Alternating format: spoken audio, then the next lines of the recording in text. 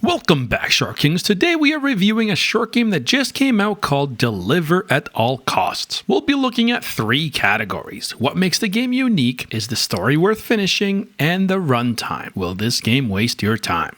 Deliver at All Costs is a combination of so many games I love, blended into a chaotic mess. Imagine if you mashed Disco Elysium's isometric art design, but set it in the vintage aesthetics of LA Noire. Make deliveries like Crazy Taxi, but add the careless chaos of moving out. We get to drive around in an open world like GTA, mowing down pedestrians and crashing cars, but we get fully destructible environments like Teardown. That's right, unlike many open world driving games, this world is fully destructible. You can ram your truck into anything and that building will come down. This is exactly the type of game I should be playing right now. I've been on a kick of a lot of AAA titles that were way too serious, and this is the perfect escape. I miss the chaotic, broken video game physics so much. I've been having so much fun with it and I can't wait to tell you more. But before we begin, we gotta ask ourselves the important question. What makes a good video game? Now, this review will focus on the 3 categories that I feel make for a well-rounded game: uniqueness, story, and fluff, or lack thereof. So things like gameplay and replayability are kind of intertwined within those categories. Sometimes a game is great to play at first, but it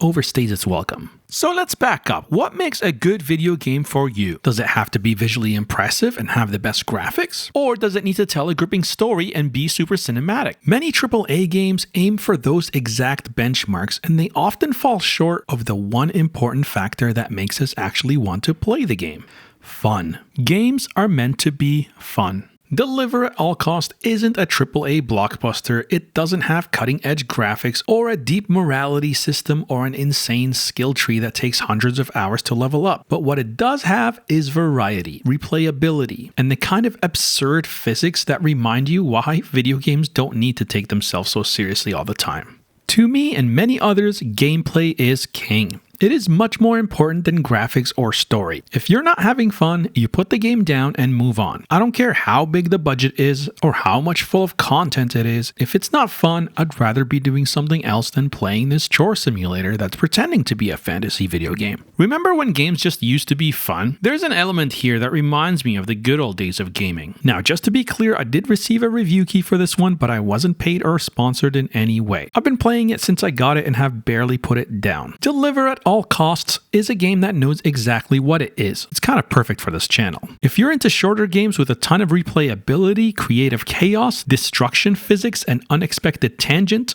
let's drive right in. You see this?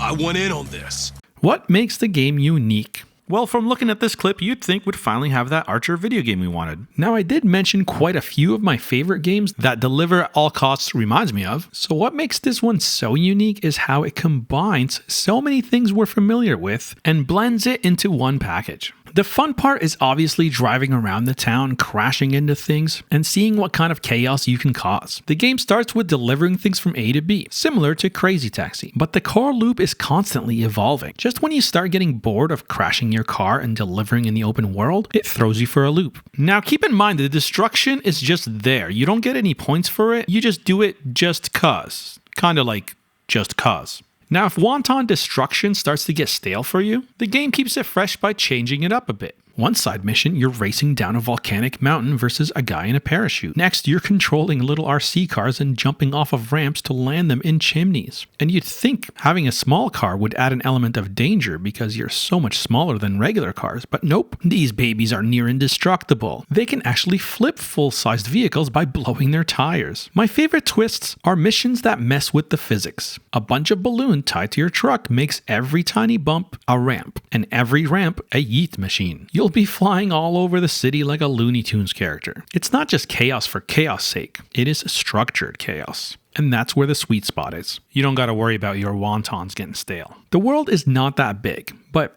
pretty decent for a short game. There's lots to do and explore, and just when it starts to feel like you've seen everything, the game throws in something completely different. It's unpredictable in the best way, and that keeps you playing longer than you'd expect. The most unique part about this is the janky driving mechanic and the totally destructible environment. This game will remind you of a lot of games you've already played and already love. It's just mixed all together in such a chaotic and fun sandboxy way. So even though it seems familiar, it has a fresh approach. Yes, it's literally on every page. A story. On the surface, Deliver at All Costs looks like just any other silly indie game with exaggerated physics and a top-down camera. But what makes it stand out is how self-aware it is. It knows it's silly and it leans into it, but not too much. It could have gone the full moving out route and stayed 100% silly, but instead, it adds a genuine story that slowly pulls you in. You tend to play in longer sessions because it's not just mindless crashing and mini levels. You're not just delivering packages as a random character for points. There's lots of exposition. Who is this mysterious driver? What's his backstory? It actually has a narrative. You're part of something bigger in this weird 1950s island town where nothing is quite what it seems. The story evolves and your relationship with different characters grow in different ways. You're a new fish in the pond, new to town, and you're just trying to do your job. There's lots of interwork politics and drama, and your character doesn't have the best temper. The story is probably the weakest part, especially the last 30 seconds, but it's nice to see. You might not be in the mood for it because you're trying to get away from heavy narrative games to play this one, and you might be tempted to skip all the cutscenes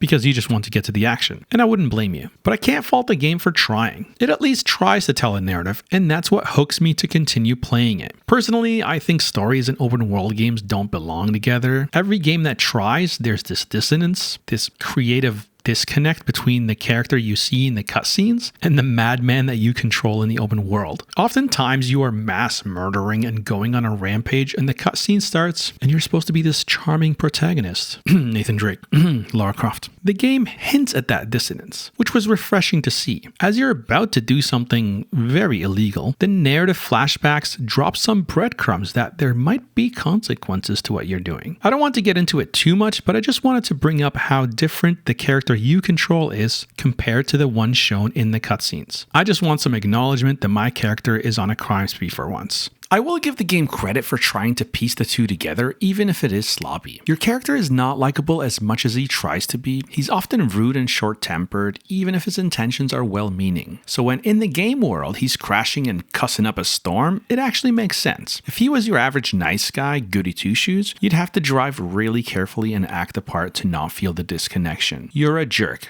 Just own it. So although the story is usually a side note in these types of games, I appreciate that they went for it. Like, do you even remember the Overcooked story? Great game, but wow. So even if you don't like this story or how it ends, I will give the story points for having something we can invest in that makes us play until the end. Wonder if I've been unfair.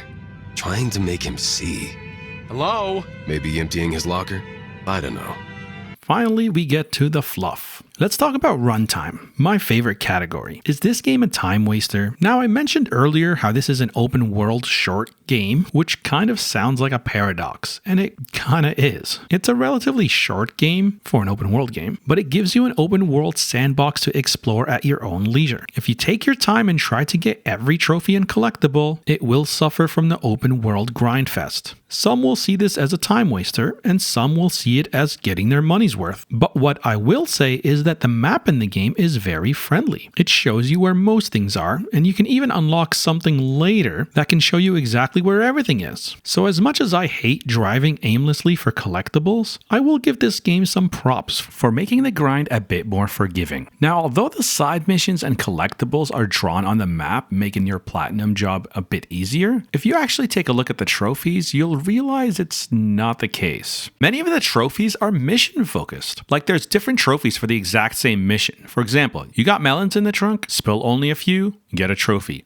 Spill too much, get a trophy. So it seems like the game wants you to replay the same missions over and over again to get different results. So that, my friend, is completely a time waster. If you stick to the main missions, it's pretty straightforward. But if you get sidetracked with collectibles and the platinum grind, it will waste your time. The biggest waste of time for me was chasing the collectibles through parkour, which is very hard to do in this isometric view style. I do not recommend it. Not only is it difficult and annoying, you don't even get anything for collecting them. Just parts that you already have too much of, and cars you get to use only once. And as fun as getting cash out of the $50 per level is, you'll very soon run out of things to buy, making that cash sort of useless. This is my own fault, but I spent so much time collecting and saving up for a part that I really wanted, and the game just gave me that upgrade as part of the story. I mean, this was nice for saving me time, but what was even the point of collecting cash if you're going to give it to me for free? And this happened with multiple upgrades that were available in the store. The most expensive things that you had to save up for were just given away later on. So yes, it did save me time, but I wish I knew so I didn't waste that time in the first place. To help you navigate the open world, fast travel points do exist, but they're few and far between. So you're going to spend a lot of your time driving from point A to point B just because it's an open world game. So just naturally, because of this concept, it does lose a few points in the time wasting department. Adding a few more fast travel points would improve the experience so much. Speaking of improvements, how to improve. Now here's a new section. Instead of just complaining, let's offer some solutions. Things I wish were in the game to make it a better experience overall. Number 1, camera. The main thing I didn't like was the locked camera. It was nice that you were able to change from 2 different camera angles, but I found a lot of hidden items and collectibles were hidden behind buildings that you couldn't see with either perspective. I wish we could switch to a 3rd angle, or let us freely control it at least. The default camera angles were okay for the janky driving portions, but when it came time to do some parkour while walking, it was a nightmare. The camera made it hard to judge how far you were from the platforms. The forced perspective was awful to navigate tight jumps and platforming on high rises. Also, zooming out the main perspective would have been great too in some portions. Something that happened naturally when you switch from walking to driving, but a little bit more control would have been appreciated.